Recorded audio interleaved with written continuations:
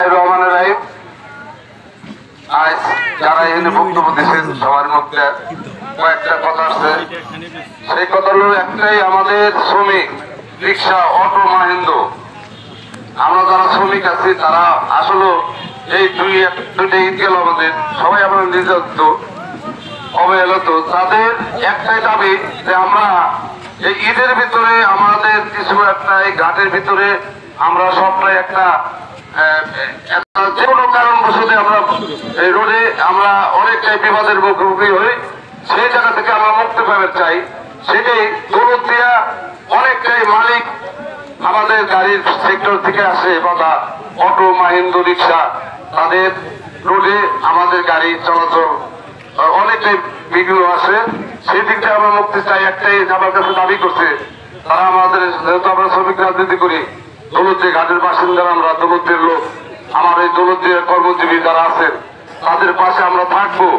একটাই জিনিস, একটাই তাদের সমস্যা, আমাদের তো এমনি ঘাট নাই, ঘাটটা তো আসলে বিরোধী আমরা সবাই দৌলতদিয়া হোটেল নদী ভাঙনের ব্যাপার থেকে হোটেল রিক্সা ভ্যান অনেক ধরনের হকার আছে, অনেক ব্যবসায়ী আমরা আছি, সবাই আসলে বেকার হয়ে গেছি।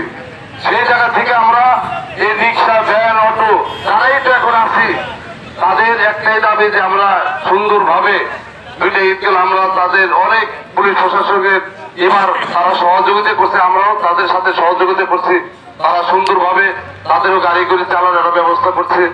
আমরা এটাই চাই যে আরো সুন্দর তাদের কোনো যে হ্যারাসমেন্ট কোনো একটা কেস, এই যে আমাদের হাইওয়ে পুলিশ একটা দাবি করছে, হাইওয়ে পুলিশ আমাদের একটা গাড়ি অটো মাহিন্দ্র যে কেসটা করে 1000, 1500, 2000 টাকা রেখে যায়।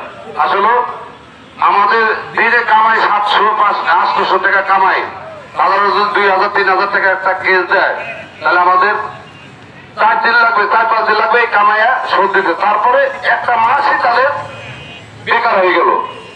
এখন আমরা সেই হাইওয়ে থেকে আমরা তো আসলে টাকা পয়সাতে গাড়ি কিনছি, আমাদের সরকার তো একটা গাড়িটা আমাদের অনুমতি দিচ্ছে রোডটা চালানোর জন্য, নাহলে তো আমরা গাড়ি চালাই পারতাম না, বের করে পারতাম না। আসলে এই হাইওয়েতে যেভাবে আমরা নির্যাতিত হই সেই জায়গা থেকে আমরা মুক্ত সবাই একটাই প্রশাসন, রাজবাড়ী জেলা আজাদ এসপি সাহেবের কাছে, তাদের কাছে আমরা একটা দাবি। আর আমাদের এমপি সাহেব আসলে তাদের আমরা দেখছি ফরিদপুর অটো মাহিন্দ্র আগে মোশাররফ সাহেব ছিল, তাদের অনুমতি দিতেছে চলার জন্য, তাদের প্রশাসন কোনো হ্যারাসমেন্ট করতে পারবে না। আমরাও চাবো যে আমাদের এমপি সাহেবের কাছে যে আমাদের দৌলতদিয়া ঘাটে যিনি এরকম হ্যারাসমেন্ট গলন্দ রাজবাড়ি যারাই আছে আমরা তাদের কাছে, আমরা এমপি সাহেবের কাছে একটাই দাবি করবো, হাইওয়ে পুলিশে যেভাবে ডিস্টার্ব করে এই ডিস্টার্ব থেকে আমরা মুক্ত করবো।